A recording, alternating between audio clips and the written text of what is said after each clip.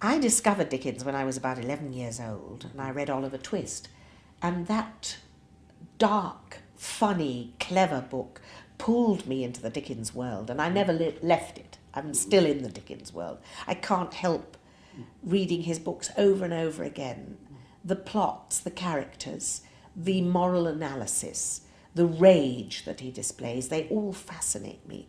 And so once I'd started to get embroiled in his world, I wanted to know more about the man himself. When I went to university, I really studied him in depth. He was my special subject, so to speak. And that's when I thought maybe I could devise some kind of play or evening in the theatre which would explain Dickens. And that's what I'm trying to do, to reveal and explain the man and his psychology. So although Dickens wrote, during the Victorian era, he was born in 1812 and he died in 1870, but he's still incredibly relevant today, just in the way that Shakespeare is, because he wrote about the realities of life, the torments of life, the difficulties of relationships, and the evil that is present in the world. He was personally an absolute bugger, and I think it's important for all sides of a man to be revealed, which is what I try to do in my show.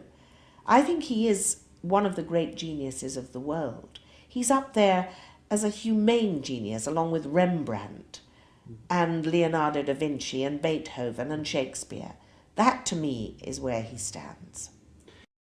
I think he felt that women treated him badly, and although he loved them, he also felt that they were cruel, and he may not have really liked women very much. I think he liked their company, but his relations were not easy. Well, maybe men would say few are, but he particularly suffered. When Dickens' books first came out, and they came out in serial form, not in great big tomes that make things difficult for people now, but in small, like little comic books, so easy to read, he was adored. People were desperate to know what happened next. He was the great storyteller, and he was read aloud. People used to gather the family together after supper and read the next chapters of the novels. And I think he was adored and revered and very much loved. As time has gone by, I think his reputation has diminished because people just haven't got the balls to read big books anymore. Harry Potter's an unusual change. People like things to be easy. They read magazines. They read fanzines. They don't actually get to grips with words anymore. And Dickens is full of words, but not just words.